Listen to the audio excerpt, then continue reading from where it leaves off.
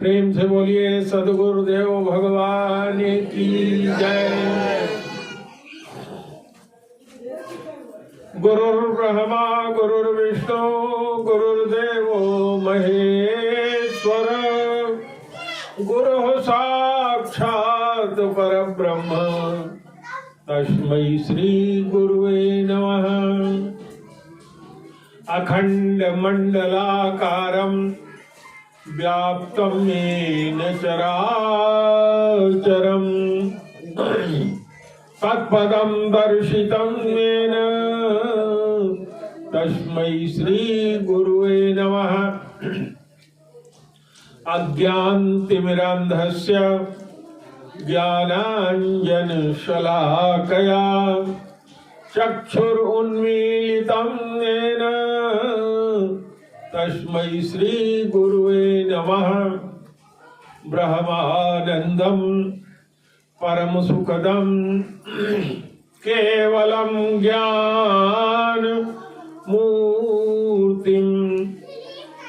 द्वन्द्वातीतं गगनसदृशं तत्त्वमस्यादिलक्ष्यम् एकं नित्यं विमलं अचलं सर्वधी साक्षिभूतं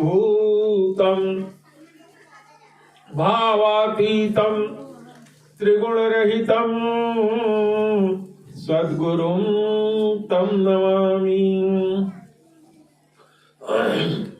सच्चिदानन्दरूपाय विश्वोत्पत्त्यादिहेतवे तापत्रय विनाशाय श्रीकृष्णाय वयं नमः। प्रेम से बोलो गुरुदेव भगवान की जय।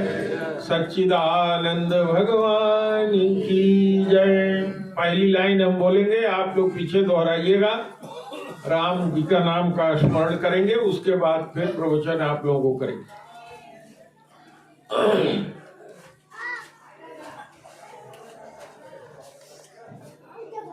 श्री राम जय राम जय जय राम, श्री राम जय राम जय जय राम, श्री राम जय राम जय जय राम, श्री राम जय राम जय राम। जय रघुनंदन जय सिया राम,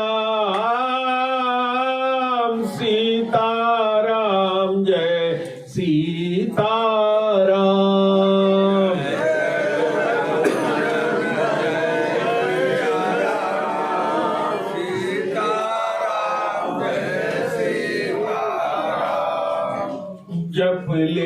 जप ले राम का नाम, अंत समय में आएगा काम।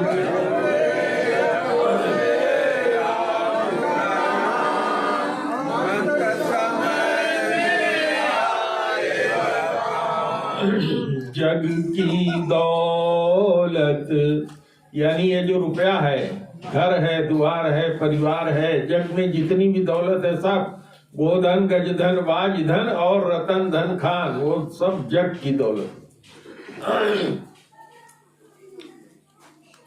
जग की दौलत है बेकार, अंत समय में न आएगी काम।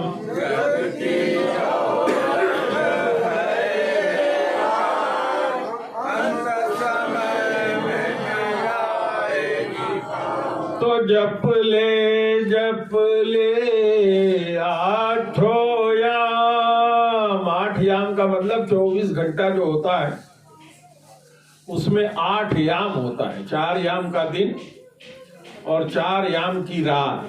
और क्यों जप ले 8 याम? क्योंकि प्राण कब निकलेगा तुम्हें पता नहीं। सोते समय मरोगे कि जागते हुए मरोगे कि लैट्रिन में जाके मरोगे कि पेशाब करते हुए मरोगे, अगली सांस का कोई भरोसा नहीं है। तो जप ले आठो याम, क्या जप लो? राम का नाम, राम का नाम। जप ले आठो याम, राम का नाम, राम का नाम। एक बार प्रेम से बोलो गुरुदेव भगवान की जय। तो क्या कभी आप लोगों ने सोचा कि राम का नाम तो हम लोग बचपन से जानते हैं। अब हम लोग जब छोटे थे तो कोई सामान तौला जाता था, राशि तौली जाती थी, कोई भी चीज बनिया या किसी को बेचा जाता था तो पहला तराजू जो होता था उसको कहते थे राम राम राम, तब तक बोलते रहते थे राम। तब दूसरा होता था तो कहते थे राम 2, राम 3, राम 4, इस तरह से बोलते। तो राम हम लोग जानते हैं, लेकिन गोस्वामी जी ने क्या लिखा? जन्म जन्म मुनि जतन कराही, अंत राम कहे आवत नहीं। जन्म जन्म राम राम करने का चाहते हैं, लेकिन मरते समय राम नहीं आता तो काम नहीं बनता। तो करना क्या है? ऐसा अभ्यास करना है कि मरते समय राम जबान पे आ जाए। तो क्या करना होगा? कहा इसके लिए कुछ करना होगा। क्या करना होगा? तो कहते हैं भगवान को पाना। राम और राम के नाम में कोई अंतर है? आप समझते हैं कोई जानता है राम और राम के नाम में अंतर है? नहीं। जो राम आप नाम बोलते हैं वो राम ही है। राम के नाम में और राम में कोई अंतर नहीं है। अगर नहीं जानते तो आज से याद कर लो। जब आप राम कहते हैं तो इसका मतलब वो राम ही है, उनके नाम में और राम जी में कोई अंतर नहीं। तो नाम और नामी में कोई अंतर नहीं। जिसका नाम पुकारा जाता है वो वहां खड़ा रहता है, उसकी शक्ति उसमें निहित रहती है। तो भगवान अपने नाम में अपने शक्ति के साथ, समस्त शक्ति के साथ वर्तमान है। अब लेकिन ये होता क्यों नहीं? तो आप लोगों को हम प्रसंग सुनाएंगे सबरी का। सबरी के यहाँ भगवान गए और सबरी भीलनी थी जात की, और भगवान को देख करके बहुत प्रसन्न हुई और भगवान ने उसको नवधा भक्ति का उपदेश दिया। तो वो नवधा भक्ति क्या है और थोड़ी देर बाद कैसे आपको यह अभ्यास हो जाएगा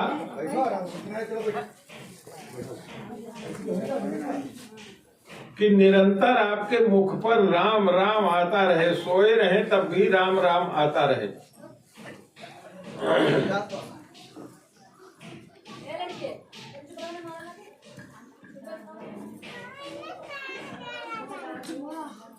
शांत हो जाइए आप सब लोग, बोलने से ध्यान भंग होता है। तो भगवान को पाने के 4 रास्ते बताए गए हैं। मार्ग, जिसको रास्ता कहते हैं। एक रास्ता है ज्ञान का मार्ग। ज्ञान का मार्ग बहुत कठिन है। कहत कठिन, असमुझत कठिन, असाधत कठिन विवेक, होई गुणाक्षर न्याय। तो पुण्य प्रत्यु हुए अनेक। तो ज्ञान मार्ग को हम छोड़ देते हैं। ज्ञान मार्ग ऐसा है कि उसमें जाना ही कठिन है, समझना कठिन है, कहना कठिन है, करना कठिन है, तो ऐसी की बात ही क्या करना। लेकिन जानिए कि ज्ञान का मार्ग है। और आगे भी कह देते हैं कि ज्ञान का मार्ग कृपाण की धारा, परत खगेश ने लागई 12। गिरते हुए समय नहीं लगती उसमें, और उसी में कट के आदमी खत्म भी हो जाता है। और दूसरा रास्ता क्या है? दूसरा रास्ता है कर्म का मार्ग। कर्म का मार्ग, हर समय हम लोग कर्म करते ही रहते हैं। कोई क्षण नहीं है जब हम कोई न कोई कर्म ना करें। सोते हैं तो भी कर्म करते हैं, जागते भी हैं तो भी कर्म करते हैं। और कुछ लोग इस कर्म को भगवान की पूजा में पूजा करके कर्म करते हैं, कुछ लोग जप करके करते हैं, कुछ लोग हवन और यज्ञ करके करते हैं। तो यह भी रास्ता कठिन है। क्यों कठिन है? क्योंकि कर्म जब करेंगे तो उसका रिजल्ट आएगा। कोई भी कर्म ऐसा नहीं है जिसका परिणाम ना आए। तो जब कर्म ऐसा करना है कि उसका परिणाम क्या हो जाए? शून्य हो जाए। कर्म करने के लिए धन की आवश्यकता होगी। तो सबसे पहले गिनिए, वो जो धन आप कर्म करने में लगा रहे हैं वो नंबर 1 का माने गाढ़ी कमाई का होना चाहिए, धर्म का होना चाहिए। दूसरा, जो यज्ञ हवन कर्म करना चाह रहे हैं, पूजा करना चाह रहे हैं, उसकी साइट अच्छी होनी चाहिए। कोई विद्वान पंडित बता दे किस जगह होना चाहिए। वो पवित्र जगह होनी चाहिए, पवित्र समय होना चाहिए, और पवित्र मंत्र बोलने वाला होना चाहिए। मंत्र का उच्चारण भी सही होना चाहिए। और कहीं भी गलती हो गई तो करने वाले का क्या हो जाएगा? नाश हो जाता है। नाश हो जाने का मतलब यह हुआ कि फल नहीं मिलेगा। जिस इच्छा से शुरू किया वो मिलेगा नहीं, तो यह भी बेकार है। और तीसरा उसमें मार्ग है योग का मार्ग। योग का मार्ग भी बहुत कठिन है। योग मार्ग कुछ जो है ज्ञान मार्ग जैसा ही है, लेकिन उसमें अपने चित्त को स्थिर करना, निर्गुण निराकार ब्रह्म में उसको लगाना जिसका कोई रूप नहीं है। मन वाणी को अगम अगोचर सोई जाने जोई पावे। जैसे उड़ जहाज को पंछी फिर जहाज पे आवे, मेरो मन अनंत कहाँ सुख पावे। तो जिसका कोई रूप नहीं, नाम नहीं, गुण नहीं, धर्म नहीं, जिसके बारे में जानते नहीं, उसको आसमान में कहाँ टिका दे, क्या करें? तो बहुत कठिन है, उसको करने में बड़ी कठिनाई। तो चौथा मार्ग बचा, वो मार्ग क्या है? भक्ति का। तो भक्ति मार्ग का पहला बात यह है कि अपने दिमाग में आप रखिए कि आज से नहीं, जब से हम लोग पैदा हुए हैं, हम लोग भगवान के क्या है? नित्य सेवक हैं। क्या है? भगवान के नित्य, बोलिए, भगवान के हम लोग क्या हैं? नित्य सेवक हैं। तो अपने मन में हमेशा याद रखिए कि हम क्या हैं? भगवान के सेवक हैं। भगवान के क्या हैं? दास हैं। आज से नहीं, शुरू से, जब से भगवान आए और जब से हम लोग आए। भगवान हमसे आपसे सीनियर नहीं है। जीव और भगवान एक ही साथ आए हैं। और भगवान अगर चाहे कि जीव को समाप्त कर दे तो कर नहीं सकते। जीव उन्हीं के अंदर हो जाता है। दूसरे रूप से कहिए तो भगवान ही जीव के रूप में है और जीव ही भगवान के रूप में है। तो जिसके कारण सत्ता होती है और जो शक्तिमान होता है, दोनों में कोई अंतर नहीं होता। शक्ति और शक्तिमान में कोई अंतर नहीं होता। तो दोनों एक दूसरे से सीनियर नहीं है, एक दूसरे को खत्म नहीं कर सकते। तो पहली भावना हम भगवान के नित्य दास हैं, ये भावना बनी रहनी चाहिए। हम भगवान के सेवक हैं, उनकी सेवा करेंगे। तो जब सबरी के यहाँ भगवान जाते हैं, आप सब लोग रामायण में पढ़ते और सुनते हैं, तो सबरी को भगवान भक्ति का मार्ग बताते हैं और कहते हैं कि ये भक्ति का मार्ग 9 तरह का है। जो भी आदमी करेगा, पहली बात तो नवधा ही तो होगा। कोई काम हम लोग नया ही शुरू करते हैं, तो मान लीजिए कोई आदमी आज से सोच रहा है कि हम भक्ति करना चाहते हैं, तो 9 तरह से ये भक्ति कर सकता है। तो कैसे 9 तरह से कर सकता है? तो पहली भक्ति है संतों का संग करना। अगर चाहते हो कि भक्ति मिल जाए तो किसी न किसी सत्पुरुष का संग करना चाहिए, साधु का संग करना चाहिए, सत्संग करना चाहिए।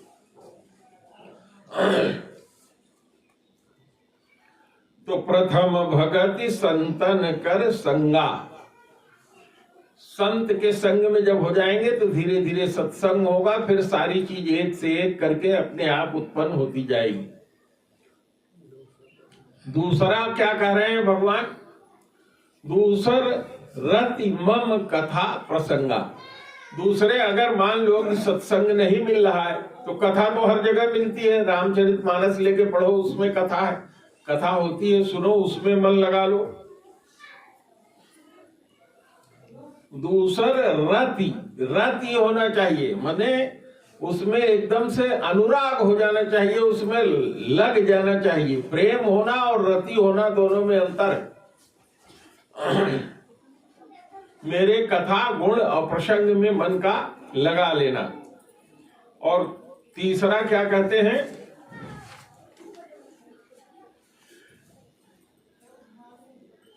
गुरु पद पंकज सेवा। गुरु के चरणों में रह करके उनकी सेवा करना। ही नहीं कि 2 मिनट के लिए गए, प्रणाम किए और बस गुरु जी हमारे सुने, जो हम लाए तो ने खाए, ये गुरु करना नहीं होता। गुरु करने का मतलब होता है जिसमें गुरु को सुख मिले वो करे। बहुत दिन तक जब गुरु के पास रहेंगे, बहुत काल तक रहेंगे, सीखेंगे, तब गुरु आपको ज्ञान देगा। उस ज्ञान के वृद्धि के लिए गीता में कहा, तद वृद्धि प्रणिपातेन परिप्रश्नेन सेवया। गुरु के यहाँ जाना चाहिए ज्ञान की वृद्धि के लिए, और गुरु से सेवा करनी चाहिए। जब वो प्रसन्न होगा तो पूछेगा क्या जानना चाहते हो, तो बताएगा तो ज्ञान हो जाएगा। ये है गुरु की सेवा, इसी को कहते हैं। लेकिन सेवा कैसे करना चाहिए? अमान होकर के, मानप्रद होकर के नहीं करना चाहिए। क्योंकि जो सेवक है, सेवक सुख चह मान भिखारी। जो सेवक है, हम बताए ना कि हम लोग भगवान के क्या है, सेवक है, और चाहे कि हमारा मान रहे, गुरु के यहाँ जाए, हम सेवक बन के जाए और कहे गुरु जी हमारी सुनते नहीं है, तो मान, जहां मान आ गया कहां क्या हो जाएगा, वो खत्म हो जाएगा। तो तीसर भगति अमान, गुरुपद पंकज सेवा, तीसर भगति अमान। गुरु के चरणों की सेवा अमान होकर के, अभिमान रहित होकर के। लाइट चली गई। चौथी भगत मम गुण करई। चौथी भगति मम गुण गण करई कपट तज गान। चौथी भक्ति कहते हैं कि मेरे जो गुण हैं, तो अपने मन से गुण बना करके नहीं। रामायण में भगवान का गुण लिखा हुआ है, का जैसे कई जगह लिखा हुआ है, जय जय सुरनायक जन सुखदायक, ये भगवान का इसमें सारा गुण लिखा हुआ है। दूसरा, माता कौशल्या कहती हैं, वह प्रगट कृपाला दीन दयाला। वेद जैसे स्तुति किया है, भगवान शंकर जैसे स्तुति किए हैं, उन्हीं गुणों को गान करना, उन्हीं को गाना। समझ रहे हैं ना, अपने बना करके नहीं, संतों का बनाया हुआ कपट छोड़ करके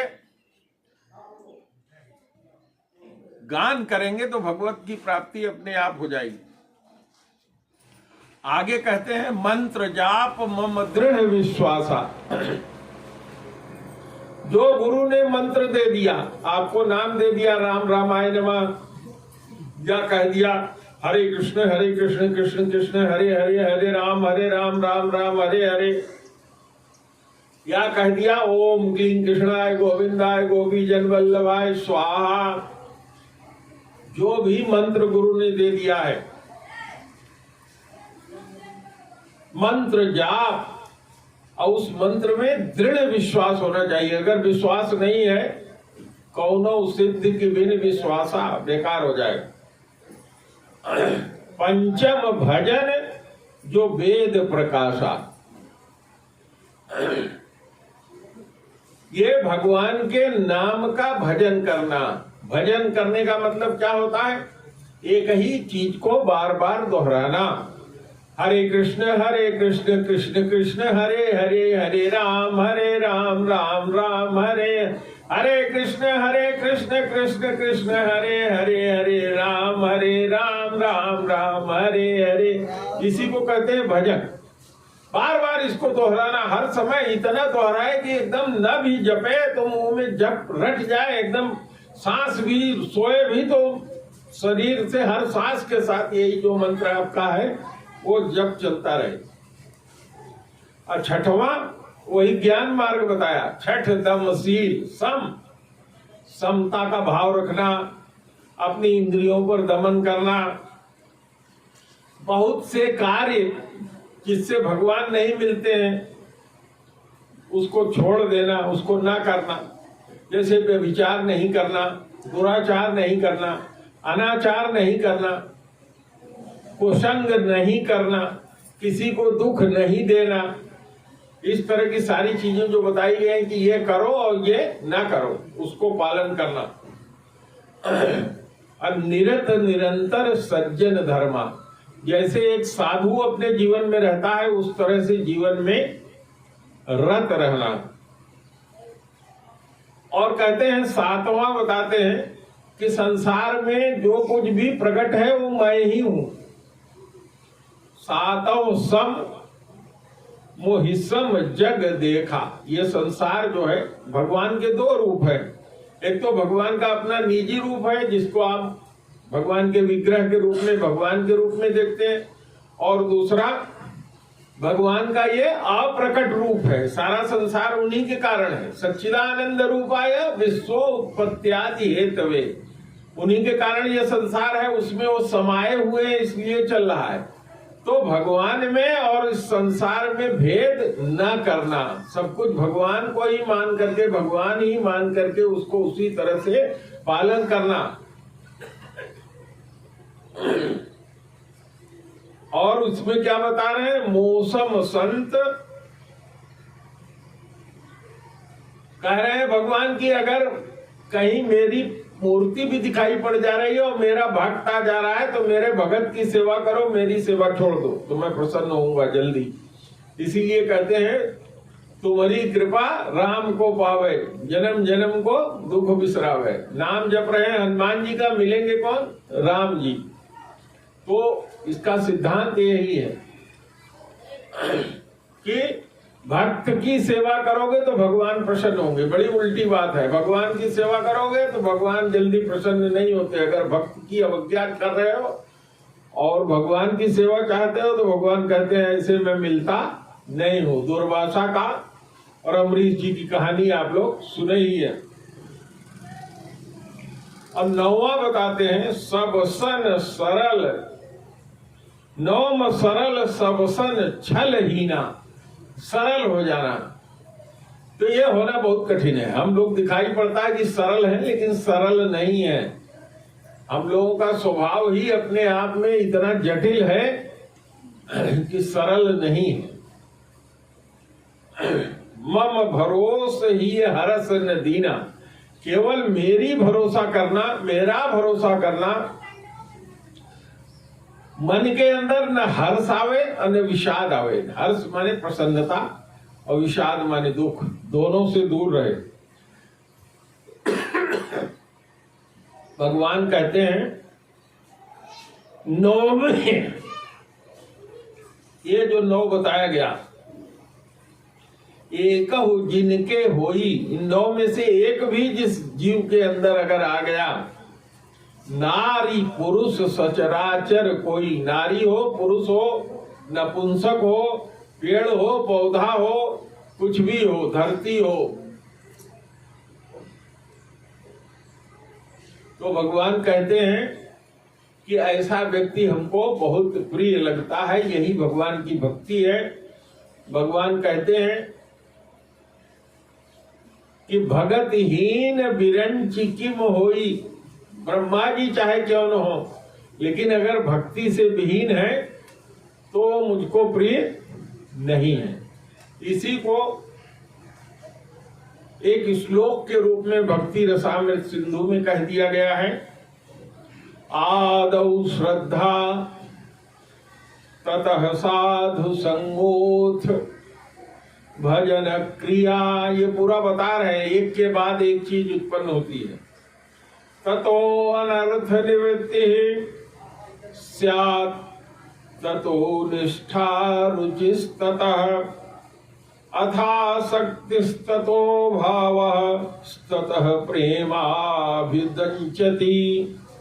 साधकानाम अयम प्रेम्णः प्रादुर्भावे भवेत् क्रमः। इतना करेगा तो साधक के मन के अंदर अनुराग उत्पन्न हो जाएगा। तो सबसे पहले जीव के अंदर श्रद्धा उत्पन्न होनी चाहिए, और ये श्रद्धा जब उत्पन्न हो जाएगी तो साधु का संग, सज्जन पुरुषों का संग करेगा। तो ये सत्संग जब करेगा तो बना रहेगी ये श्रद्धा और दृढ़ विश्वास हो। और इसके बाद भजन की क्रिया शुरू होती है। भजन की क्रिया माने भगवान के नाम का बार बार दोहराना, उसमें विश्वास करना और बार बार उसको भजन करना। भजन करने से क्या होगा, जो जन्म जन्मांतर से हम लोग पाप करते आ रहे हैं वो धीरे धीरे कटेगा। एक समय आएगा जब पाप और पुण्य बराबर हो जाएगा, जीरो हो जाएगा। क्योंकि ये जीरो होना जरूरी है। अगर पाप रहेगा तो नरक में आना पड़ेगा, भोगना पड़ेगा। अपुण्य रहेगा तो भी धरती पे आकर के बड़ा आदमी बन करके भोगना पड़ेगा। अगर चाहते हो कि इस सबसे मुक्त रहे तो पाप और पुण्य बराबर हो जाए, पुण्य ज्यादा हो जाए। पुण्य जब ज्यादा हो जाएगा तो क्या हो जाएगा, सतो गुण बढ़ जाएगा। और जब सतो गुण बढ़ जाएगा, भगवान की सेवा बढ़ जाएगी। तो भगवान की जब सेवा बढ़ जाएगी तो भगवान उस सतो गुण को क्या कर देते हैं, निर्गुण कर देते हैं, गुण से विहीन कर देते हैं। इसीलिए गीता में भगवान ने कहा त्रैगुणीय विषया वेदा निस्त्रैगुणीय भवार्जुन नित्वस्थो। आगे जो इसमें उन्होंने कहा कि अपने में स्थित हो जाओ, गुणों से दूर हो जाओ। जब तक तीनों गुण रहेंगे तब तक मेरी प्राप्ति, भगवान कहते हैं, नहीं होगी, तब तक भक्ति उत्पन्न नहीं होगी। तो इसका मतलब क्या होगा, जब भजन होना शुरू हो जाएगा, अनर्थ आपका सब जो पाप है खत्म हो जाएगा, तो भगवान के नाम और भगवान के गुण में आसक्ति हो जाएगी। और जब आसक्ति हो जाएगी तो भाव भक्ति उत्पन्न होगी, भाव उत्पन्न होगा। और जब भाव उत्पन्न हो जाएगा तो आप जीव के अंदर प्रेम उत्पन्न हो जाता है। और जब जीव के अंदर प्रेम उत्पन्न हो जाता है तब वो भगवान ही हो जाता है या भगवान को ही प्राप्त कर लेता है। तो बहुत शार्ट में हमने आप लोगों को बहुत छोटे में समझा दिया, और लंबा करने पर ज्यादा समय होगा। तो मैं समझता हूँ श्री राम जय राम, जय जय राम, श्री राम जय राम, जय जय राम, श्री राम जय राम, जय राम, श्री राम जय राम, जय राम, जय रघुनंदन जय सिया राम, सीताराम जय सीताराम,